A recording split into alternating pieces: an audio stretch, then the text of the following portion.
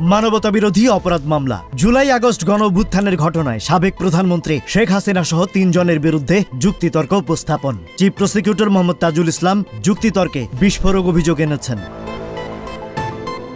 গতকাল তিনি বলেছেন, ক্ষমতাচ্যুত আওয়ামী লীগ সরকারের আমলে সব অপকর্মের নির্দেশদাতা ছিলেন তৎকালীন প্রধানমন্ত্রী শেখ হাসিনা। চিফ প্রসিকিউটরের অভিযোগ, শেখ হাসিনার শাসনামলে ব্যাপক দমন পীড়ন, গুম, ক্রসফায়ার এবং গণহত্যার সুদূর প্রসারী পরিকল্পনা করা হয়েছিল।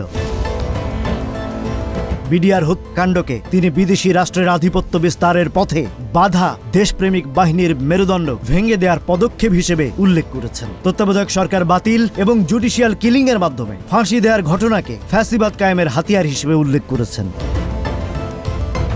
সবচেয়ে গুরুতর অভিযোগ, গুমের প্রকৃত সংখ্যা ৬,০০০-এর বেশি আর ফেরত না আসা ব্যক্তির সংখ্যা ১,০০০-এরও বেশি। তিনি বলেছেন, গুমে অভিযুক্তরা এখনো চাকরিতে বহাল আছেন, ফলে ভিকটিমরা মামলা করতে সাহস পাচ্ছেন না। বিচারক নিয়োগেও মেধা উপেক্ষা করে দলীয় বিবেচনাকে প্রাধান্য দেওয়া হয়েছিল বলে অভিযোগ করেছেন চিফ প্রসিকিউটর।